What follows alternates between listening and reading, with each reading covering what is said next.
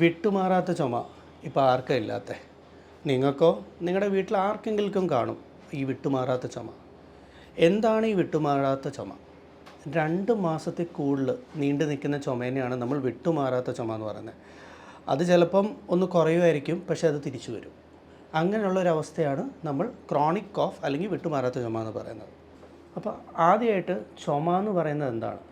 ചുമ എന്ന് പറയുന്നത് നമ്മൾ സാധാരണ ശ്വാസം അകത്തേക്കും പുറത്തേക്കും നമ്മൾ ശ്വാസം വലിക്കുമ്പോൾ പോകുമ്പോൾ അതിൻ്റെ ഇടയ്ക്ക് വെച്ച് പെട്ടെന്ന് നമ്മുടെ ശ്വാസനാളത്തിലുള്ള വായുവിനെ നമ്മൾ പുറത്തേക്ക് തള്ളിക്കളയുന്ന ഒരവസ്ഥയാണ് നമ്മൾ ചുമ എന്ന് പറയുന്നത്. അപ്പോൾ ചുമയുടെ ആക്ച്വലി നമുക്ക് 3 ഘട്ടങ്ങളുണ്ട്, 3 ഫേസുകളുണ്ട്. ആദ്യത്തെ ഫേസ് എന്ന് പറഞ്ഞാൽ നമ്മൾ ശ്വാസം അകത്തേക്ക് വലിച്ചെടുക്കുക. അതാണ് ഫസ്റ്റ് ഫേസ് അല്ലെങ്കിൽ ഒരു ഫസ്റ്റ് സ്റ്റേജ് എന്ന് പറയുന്നത്. രണ്ടാമത്തെ സ്റ്റേജ് എന്ന് പറഞ്ഞാൽ നമ്മുടെ ശ്വാസം പുറത്തേക്ക് നമ്മൾ വിടാൻ തുടങ്ങും, അതായത് പുറത്തേക്ക് തള്ളാൻ തുടങ്ങും. പക്ഷേ നമ്മുടെ ശ്വാസനാളത്തിൻ്റെ മുകളിലുള്ള ഗ്ലോട്ടിസ് എന്ന് പറഞ്ഞ ഒരു ഏരിയ അടഞ്ഞായിരിക്കും ഇരിക്കുന്നത്. ഒരു എക്സാമ്പിൾ പോലെ പറയുകയാണെങ്കിൽ നമ്മുടെ പ്രഷർ കുക്കറിൻ്റെ ഒരവസ്ഥ, അതായത് പ്രഷർ കുക്കർ വിസിലടിക്കുന്നേക്കാളും മുന്നേ ആ പ്രഷർ ഡെവലപ്പ് ചെയ്യുന്ന ഒരവസ്ഥയാണ് ചുമയുടെ രണ്ടാമത്തെ സ്റ്റേജ്. മൂന്നാമത്തെ സ്റ്റേജ് എന്ന് പറഞ്ഞാൽ നമ്മുടെ ശ്വാസനാളത്തിൻ്റെ മുകളിലുള്ള ഗ്ലോട്ടിസ് ഓപ്പൺ ആവും, അതായത് തുറക്കും, നമ്മൾ വായു പുറത്തേക്ക് തള്ളിവിടുന്നു. അതാണ് നമ്മൾ ചുമയായിട്ട് കേൾക്കുന്നത്. അപ്പോൾ ഇത്രയും ബുദ്ധിമുട്ടുണ്ടാക്കുന്ന ഒരു ചുമ എന്തിനാണ് നമുക്ക്? ശരിക്കും പറഞ്ഞാൽ ഈ ചുമ എന്ന് പറയുന്ന നമ്മുടെ പ്രതിരോധ ശേഷിയുടെ അല്ലെങ്കിൽ പ്രതിരോധ ഇമ്മ്യൂൺ സിസ്റ്റത്തിൻ്റെ ഒരു ആദ്യ നിരയിൽ വരുന്ന ഒരു കാര്യമാണ്. ചുമ എന്ന് പറയുന്നത് നമ്മുടെ ശ്വാസനാളയത്തിൽ എന്തെങ്കിലും ഉണ്ടാകുന്ന ഒരു പ്രകോപനം, ഒരു ഇറിറ്റേഷൻ, അത് ചിലപ്പോൾ പൊടിപടലങ്ങളാകാം, കെമിക്കൽസ് ആകാം, ഇൻഫെക്ഷൻ കാരണം ഉണ്ടാകുന്ന കഫക്കെട്ടാകാം. ഇതിനെല്ലാം തള്ളിക്കളയാനുള്ള ഒരു സിസ്റ്റമാണ് ചുമ എന്ന് പറയുന്നത്. അപ്പം ചുമ എന്ന് പറയുന്നത് നമുക്ക് പ്രൊട്ടക്ഷന് വേണ്ടി ഉണ്ടാക്കിയിരിക്കുന്ന ഒരു സിസ്റ്റമാണ്. പക്ഷേ ഈ ചുമ അനാവശ്യമായിട്ട് വരുമ്പോഴാണ് ഈ ചുമ ഒരു ശല്യമായി മാറുന്നത്. അപ്പം ചുമയുടെ ഒരു മെക്കാനിസം എന്താണ്? അതായത് നമ്മുടെ ശ്വാസനാളയത്തിൽ എന്തെങ്കിലും ഇറിറ്റേഷൻ ഉണ്ടാക്കുന്ന പൊടിപടലങ്ങൾ, കെമിക്കൽസ്, അല്ലെങ്കിൽ ഇൻഫെക്ഷൻ കാരണം കഫക്കെട്ട് വരിക, ആ ഒരു ഇറിറ്റേഷൻ വരുമ്പോഴത്തേക്ക് അവിടുന്ന് ഒരു സിഗ്നൽ നമ്മുടെ തലച്ചോറിലോട്ട് വിടുകയാണ് ചെയ്യുന്നത്. എന്നിട്ട് തലച്ചോറിൽ നിന്ന് സിഗ്നൽ തിരിച്ചു വിടുകയാണ് നമ്മുടെ ശ്വാസകോശത്തിൻ്റെ ചുറ്റിനുള്ള മസിലുകൾ ശ്വാസകോശത്തിലേക്ക്. അതായത് ഈ ഒരു ചുമ ഉണ്ടാക്കാൻ വേണ്ടിയിട്ട്, അതായത് ആ പ്രകോപനം ഉണ്ടാക്കിയ ആ ഒരു സാധനത്തിനെ പുറത്തേക്ക് തള്ളിക്കളയാൻ നമ്മുടെ തലച്ചോറിൽ നിന്നൊരു സിഗ്നൽ വിടുകയാണ് ചെയ്യുന്നത്. അപ്പോൾ ഇതാണ് ബേസിക്കലി നമ്മുടെ ഒരു കോഫിൻ്റെ ഒരു റിഫ്ലക്സ് എന്ന് പറയുന്നത്. അതായത് പ്രകോപനം ഉണ്ടാക്കുന്ന എന്തെങ്കിലും നമ്മുടെ ശ്വാസനാളത്തിലോ ശ്വാസകോശത്തിലോ ഉണ്ടാവുക, അതിൻ്റെ സിഗ്നൽ തലച്ചോറിലെത്തുക, തലച്ചോറിൽ നിന്ന് തിരിച്ചൊരു സിഗ്നൽ വിടുക നമ്മുടെ ശ്വാസകോശത്തിലേക്കും മസിലിലേക്കും. അങ്ങനെ നമ്മൾ ചുമയായിട്ട് അതിനെ തള്ളിക്കളയാണ് ചെയ്യുന്നത്. പക്ഷേ ചില ആൾക്കാരിൽ ഈ ചുമ നിരന്തരമാവും, അതായത് ചെറിയൊരു സമയത്തിനുള്ളിൽ തന്നെ കണ്ടിന്യൂസ് ആയിട്ട്, അതായത് നിരന്തരം ചുമച്ചുകൊണ്ടിരിക്കും. അങ്ങനെയുള്ളവരിൽ ഞാൻ നേരത്തെ പറഞ്ഞ പോലെ ആ ഒരു 3 സ്റ്റേജ് ഒന്നും ഉണ്ടാകാനുള്ള സമയം പോലും കാണത്തില്ല. അതായത് ശ്വാസം അകത്തേക്ക് എടുത്ത് ഒരു പ്രഷർ ബിൽഡ് ചെയ്ത് ശ്വാസം വായുവിനെ പുറത്തേക്ക് തള്ളിക്കളയാം, അങ്ങനൊരു സമയം പോലും കിട്ടത്തില്ല. അങ്ങനെയുള്ളവരിലാണ് നമ്മൾ ആ ചുമ കാണുന്നത്, നിരന്തരമായിട്ട് ഇങ്ങനെ കണ്ടിന്യൂസ് ചുമച്ചുകൊണ്ടിരിക്കുക. അങ്ങനെ കണ്ടിന്യൂസ് ആയിട്ട് ചുമയ്ക്കുമ്പം ആ ചുമ ഒരു അനാവശ്യമായി മാറുകയും അത് നമ്മുടെ നെഞ്ചിലുള്ള മസിലുകൾ, എല്ലുകളിലൊക്കെ ഒരു എന്താ പറയുക ഇഞ്ചുറി ഉണ്ടാക്കുക വരെ ചെയ്തിട്ടുണ്ട്. നമ്മുടെ വാരിയലിൽ റിബ്സിൽ ഫ്രാക്ചർ വരെ ഉണ്ടായ ആൾക്കാരുണ്ട് കണ്ടിന്യൂസ് ആയിട്ട് ചുമയ്ക്കുമ്പം. ശ്വാസകോശത്തിന് ചുറ്റിനും എയർ കയറിയ, അതായത് ന്യൂമോതൊറാക്സ്, ന്യൂമോമീഡിയസ്റ്റീനം ഉണ്ടായ ആൾക്കാരുണ്ട് കണ്ടിന്യൂസ് ആയിട്ട് ചുമയുണ്ടാകുമ്പോൾ. മസിൽ ഇഞ്ചറി, അതായത് വളരെയധികം വേദന വരികയും വേദനയ്ക്കുള്ള ട്രീറ്റ്മെൻറ്റ് കൊടുക്കുകയും വന്നിട്ടുണ്ട്. അങ്ങനെ ചുമ നിൽക്കാതെ വരുമ്പം ആ ചുമ ഒരു ശല്യമായി മാറുക തന്നെ ചെയ്യും. ചുമയ്ക്കൊരു പ്രത്യേകതയോടെ ഉണ്ട്, നമുക്ക് കൺട്രോൾ ചെയ്ത് ചുമയ്ക്കാനും പറ്റും, ചിലരിൽ കൺട്രോൾ ഇല്ലാതെയും ചുമ വരും, അല്ലേ? അപ്പോൾ നമ്മൾ കൺട്രോൾ ചെയ്ത് ചുമയ്ക്കുന്നത് നമുക്കൊരു ശീലമായി മാറാം. അതായത് തൊണ്ടയിൽ എന്തോ ഇരിക്കുന്ന പോലെ ഒരു തോന്നൽ കാരണം നമ്മൾ അതിനെ ചുമച്ച് കളയാൻ നോക്കും. ഓക്കെ, അപ്പോൾ അത് നമ്മുടെ കൺട്രോളിലാണ് ആ ചുമയുള്ളത്.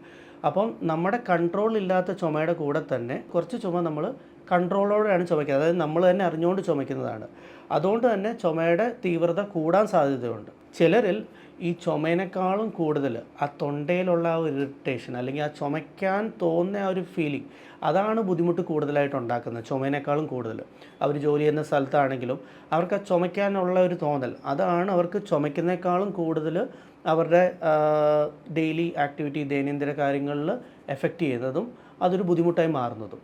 ഇനി നമുക്ക് നമ്മുടെ ഇന്നത്തെ മെയിൻ വിഷയമായ ക്രോണിക് കോഫ്, അതായത് 2 മാസത്തിൽ കൂടുതൽ നീണ്ടു നിൽക്കുന്ന ചുമയെക്കുറിച്ച് നമുക്ക് സംസാരിക്കാം. അതിന് പല കാരണങ്ങളുമുണ്ട്.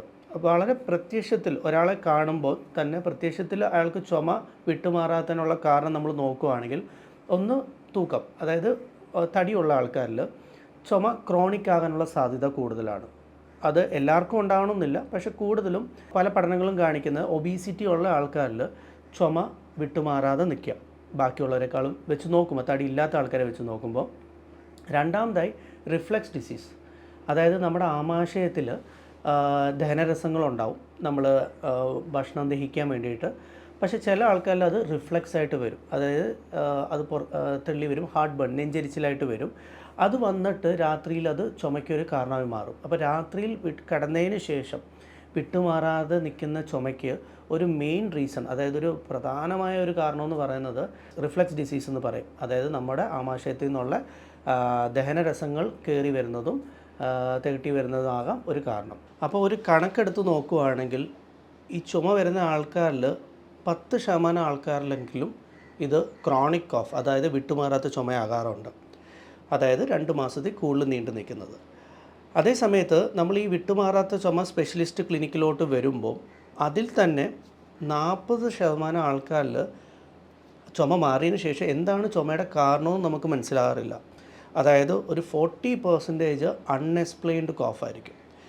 അതായത് കാരണമൊന്നും കിട്ടിയില്ല, പക്ഷേ മരുന്നുകളൊക്കെ കൊടുത്ത് ചുമ കൺട്രോളാവുന്നു. അത് ആ ചുമേനെ മാത്രമാണ് നമ്മൾ മാനേജ് ചെയ്യുന്നത്. പിന്നെ ഉള്ളതെന്ന് പറഞ്ഞാൽ ചില ആൾക്കാരിൽ എല്ലാ തക്കതായ ചികിത്സ എല്ലാം കൊടുത്തതിന് ശേഷം ചുമ മാറാതെ നിൽക്കുന്ന ഒരു ചെറിയ ശതമാനം ആൾക്കാരുണ്ട്. അതിനെയാണ് നമ്മൾ റിഫ്രാക്ടറി കോഫ് എന്ന് പറയുന്നത്. അപ്പം ഇനി നമ്മൾ വിട്ടുമാറാത്ത ചുമയുടെ മെയിൻ കാരണങ്ങൾ ഒന്നായിട്ട് പറയുകയാണെങ്കിൽ, ഒന്ന് അലർജി. അതായത് അലർജി ഉള്ള ആൾക്കാരിൽ ചുമ തുടങ്ങിക്കഴിഞ്ഞാൽ ചിലപ്പം വിട്ടുമാറാതെ നിൽക്കുക. അത് അവർക്ക് അലർജി ചിലപ്പം കൂടുതലായിട്ടും അവരുടെ ചുറ്റുവട്ടത്തുള്ള കാര്യങ്ങളോട് തന്നെ ആകാം. അതായത് നമ്മുടെ ചുറ്റിനുള്ള ചില പൊടികൾ, അവിടുത്തെ പൊല്യൂഷനാകാം, അല്ലെങ്കിൽ ചുറ്റുവട്ടത്ത് അല്ലെങ്കിൽ വീട്ടിൽ തന്നെയുള്ള ചില മൃഗങ്ങളുടെ പൊടികളോട് അലർജി ഉള്ള ആൾക്കാരുണ്ട്. അപ്പം നമ്മുടെ ചുറ്റിനുള്ള അലർജി ഉണ്ടാക്കുന്ന കാര്യങ്ങൾ തന്നെയാകാം നമുക്ക് വിട്ടുമാറാത്ത ചുമയ്ക്കുള്ള കാരണം. രണ്ടാമതായിട്ട് ഇൻഫെക്ഷൻ വന്നതിന് ശേഷം, അത് ഇപ്പോൾ വളരെ കൂടുതലായിട്ട് കണ്ടുവരുന്നുണ്ട്, ഒരു ഇൻഫെക്ഷൻ വരിക. അത് ചിലപ്പോൾ ഒരു വൈറൽ ഇൻഫെക്ഷൻ ആകാം, ബാക്ടീരിയൽ ഇൻഫെക്ഷൻ ആകാം. ഇൻഫെക്ഷൻ്റെ ആയ പ്രശ്നങ്ങൾ മാറുകയും ചെയ്യും, പക്ഷേ ഈ ചുമ തുടങ്ങിക്കഴിഞ്ഞാൽ ചുമ വിട്ടുമാറാതെ നിൽക്കും. അങ്ങനെയുള്ളൊരു പ്രശ്നത്തിൽ നമ്മൾ ആൻറ്റിബയോട്ടിക് കൂടെ മാറി മാറി കഴിക്കുന്നതിൽ ഒരു കാര്യമില്ല. എന്നുവെച്ചാൽ ഇൻഫെക്ഷൻ എന്നുള്ള ആ പ്രശ്നം അവരാദ്യം വന്നപ്പം ചിലപ്പോൾ ആൻറ്റിബയോട്ടിക് എടുത്തിട്ടുണ്ടാവും. വൈറൽ ഇൻഫെക്ഷൻ ആണെങ്കിൽ നമുക്ക് ആൻറ്റിബയോട്ടിക്കിൻ്റെ ആവശ്യമില്ല, അത് മാറിയിട്ടുണ്ടാവും. പനി അങ്ങനത്തെ പ്രശ്നങ്ങളെല്ലാം മാറിയിട്ടുണ്ടാവും, പക്ഷേ ചുമ വിട്ടുമാറാതെ നിൽക്കുന്നു. അതൊരു വലിയ പ്രശ്നം തന്നെയാണ്. ആ ചുമ ഇങ്ങനെ നീണ്ടുപോയി കഴിയുമ്പോൾ ഞാൻ നേരത്തെ പറഞ്ഞ പോലെ തന്നെ നമ്മുടെ മസിലുകൾ, നമ്മുടെ എല്ലുകൾ, നെഞ്ചിലുള്ള അവിടെ എല്ലാം വേദന വരിക. ചില ആൾക്കാരിൽ ഞാൻ പറഞ്ഞ പോലെ തന്നെ ഫ്രാക്ചർ വരെ വന്നിട്ടുണ്ട്. അപ്പോൾ അതൊരു ശല്യമായി വരുന്നു. അപ്പം അലർജി, പിന്നെ ഇൻഫെക്ഷൻ വന്നതിന് ശേഷം ഉണ്ടാകുന്ന ചുമ. മൂന്നാമതായിട്ട് ഞാൻ നേരത്തെ പറഞ്ഞ, അത് മുതിർന്ന ആൾക്കാരിലാണ് കൂടുതലായിട്ട് നമ്മൾ കാണുന്നത്, റിഫ്ലക്സ് ഡിസീസ്. നമ്മുടെ ആമാശയത്തിൽ ഉണ്ടാകുന്നത് ദഹനരസങ്ങൾ കയറി വരും. അത് നെഞ്ചരിച്ചിലായിട്ട് വരണമെന്നില്ല, അത് ചുമയായിട്ട് വരാം. കൂടുതലും രാത്രി വരുന്ന ചുമയാണത്. മൂന്നാമതായി അപ്പർ എയർവേ കോഫ് സിൻഡ്രോം, അതായത് നമ്മുടെ മൂക്ക് റിലേറ്റഡ് അല്ലെങ്കിൽ സൈനസ് റിലേറ്റഡ് ബുദ്ധിമുട്ടുള്ള ആൾക്കാരിൽ ഈ കഫക്കെട്ടുണ്ടാകാം. അവിടുന്ന് കഫം തൊണ്ടയിലേക്ക് ഇറങ്ങി വന്നിട്ട്, അതായത് പോസ്റ്റ് നേസൽ ഡ്രിപ്പ് എന്ന് പറയും, അങ്ങനെ കഫം ഇറങ്ങി വന്നിട്ട് കൂടെ അവർക്ക് ചുമയുണ്ടാകാം. അതായത് നമ്മുടെ അപ്പർ എയർവേ, അതായത് മൂക്ക്, സൈനസ്, തൊണ്ടയൊക്കെ ബാധിച്ചിട്ട് ചുമ വിട്ടുമാറാതെ നിൽക്കുക. അപ്പോൾ അതിന് തക്കതായുള്ള ചികിത്സ കൊടുത്താലേ ആ ചുമ മാറത്തുള്ളൂ. പിന്നെ അടുത്തതായി പറയുകയാണെങ്കിൽ, ചില ആൾക്കാരിൽ അവർ വളരെ സെൻസിറ്റീവായിരിക്കും, അതായത് കോഫ് ഹൈപ്പർ സെൻസിറ്റിവിറ്റി എന്ന് പറയും.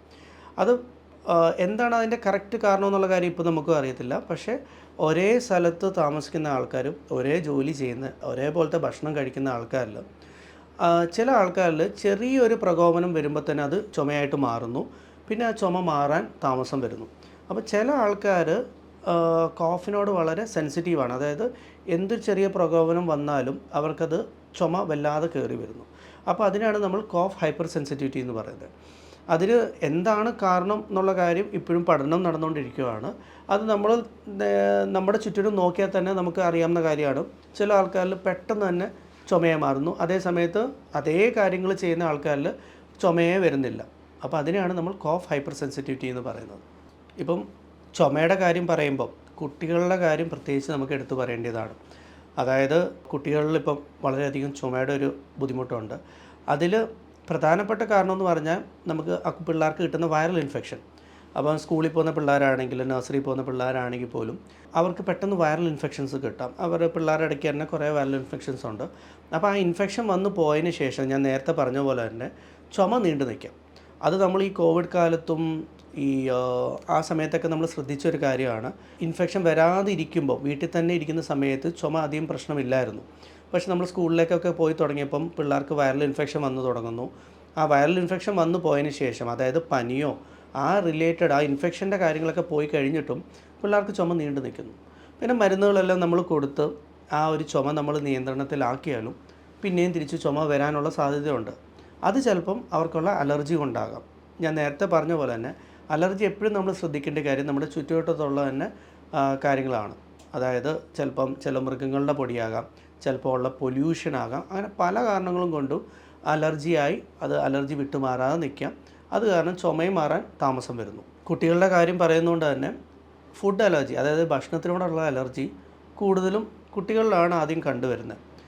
അതൊരു ചുമയായിട്ടല്ല ആദ്യം വരുന്നത്. നമുക്ക് പലതരം വേറെ ബുദ്ധിമുട്ടുകളാണ്. സ്കിന്നിൽ തൊലിപ്പുറത്തുള്ള ചൊറിച്ചിൽ അങ്ങനത്തെ ഇത് വരാം. ചിലവർക്ക് സിവിയർ റിയാക്ഷൻസ് വരാം.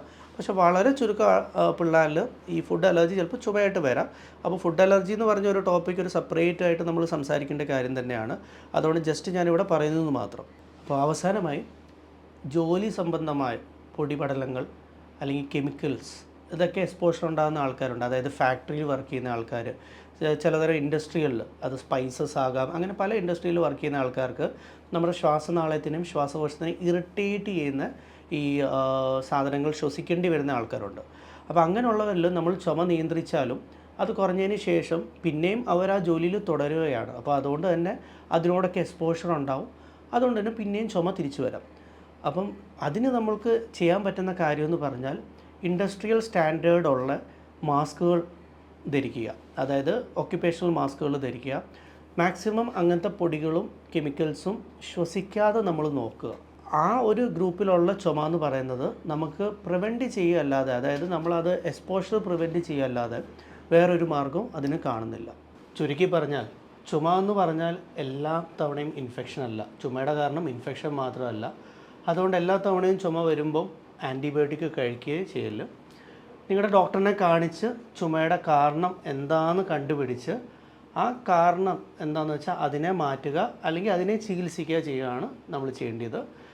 അല്ലാതെ എല്ലാ തവണയും ചുമ വരുമ്പം ഇൻഫെക്ഷൻ ആണെന്ന് വിചാരിച്ച് ആൻറ്റിബയോട്ടിക് കഴിക്കുകയും ചെയ്യില്ല.